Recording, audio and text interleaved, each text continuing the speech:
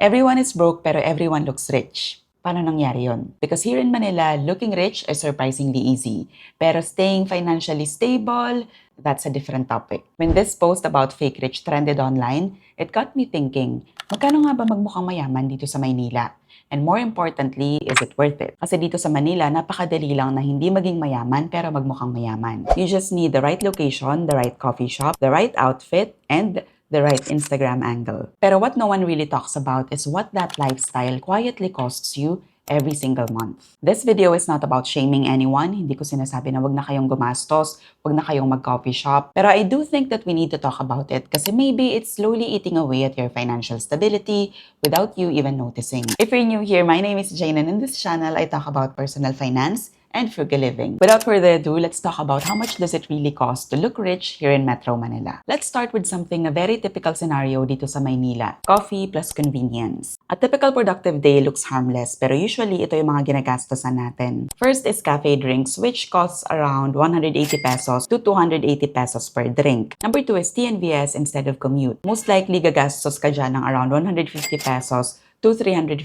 pesos per way, depende pa sa distance, location, at kung rush hour ba. Lastly is yung lunch out or delivery, which costs around 150 pesos to 350 pesos per meal. In total, that's around 480 pesos to 930 pesos in one day. Wala pa tayong ginagawa na extravagant ton.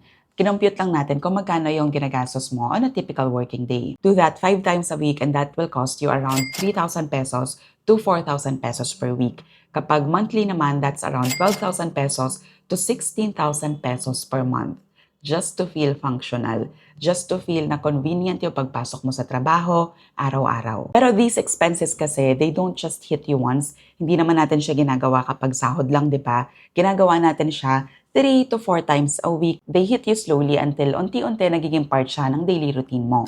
Next, let's talk about location and lifestyle tax. Living in places like BGC, Makati, or Ortigas Center usually comes with the following costs. First is rent. For a studio or one-bedroom apartment, usually ang cost niyan is around 25,000 pesos to 45,000 pesos per month. Kapag naman sa bills, 2,000 pesos to 5,000 pesos. Plus, meron pa kasi tayo mga convenience premiums na binabayaran everywhere and even yung mga association fees. Minsan napapansin din natin na yung mga groceries sa areas na to, usually, mas mahal talaga sila kaysa sa mga typical neighborhood around Metro Manila. And let's be honest, hindi lang naman natin pinipili itong mga lugar na to dahil sa proximity niya sa work natin. I get it because, hello, I live in a condo too. The perks are real. Andyan yung convenience, safety, walkability, and amenities.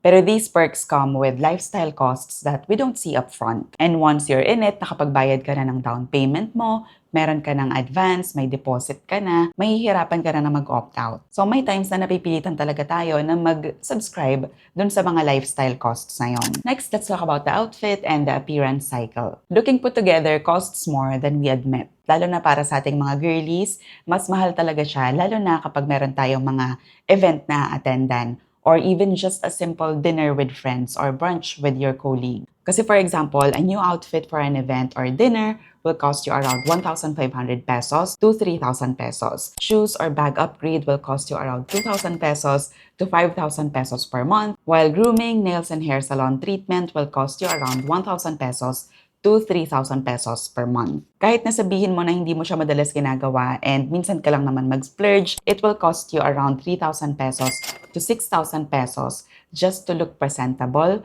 online or offline. Hindi naman natin sinasabi na maluho tayo, pero aminin natin na yung maintenance may kamahalan din talaga siya. Next is social spending you cannot skip. Before kasi nung nasa abroad ako, kapag nakikipag-socialize ako with my friends, which is maliit na circle lang naman, and the same restaurants and cafes lang naman yung napupuntahan namin, so hindi ganun kagastos. Pero dito sa Maynila, di hamak na mas magastos siya kasi mas madami yung options mo. Kasi everyday merong trending na panibagong restaurant, trending na cafe na pwede ninyong puntahan. Gone are the days kasi na yung mga ganitong meet-up or get together with friends nangyayari sa bahay. Pero ngayon, para kasing meron ng pressure na lagi mag-post online, so gusto mo na aesthetically pleasing lahat. Yung pagkain ninyo, yung lugar na pupuntahan, and yung mismong area, which makes everything more expensive. For example, sa isang weekend na gusto mo makipag-socialize, ito yung mga gagastusan mo. Sa isang brunch, gagastos ka ng around 800 to 1,200 pesos. Coffee after, gagastos ka ng around 250 pesos. And yung TNVS mo papunta or pauwi will cost you around 300 to 500 pesos. So sa isang hangout lang with your friends, gagastos ka na agad ng 1,500 to 2,000 pesos. Kung mahilig ka makipag-socialize, gagawin mo siya ng around 3 to 4 times a month, gagastos ka ng around 6,000 pesos to 8,000 pesos. Hindi naman ibig sabihin na irresponsible ka kasi magastos ka dahil nakikipag-socialize ka with your friends. You're just navigating the social pressure. Ina-adjust mo pa yung sarili mo kung paano ka mag-skip ng ibang branch at kung ano lang yung mga bagay na pupuntahan mo. So kapag tinotal natin on a monthly basis, magkano nga ba ang magagastos mo to look rich? Let's do the conservative math. Hindi pa ito yung pinakamahal and extravagant gastos. First, yung daily convenience spending, which will cost around 12,000 pesos. Social spending is 7,000 pesos. And your appearance and clothing will cost you around 4,000 pesos.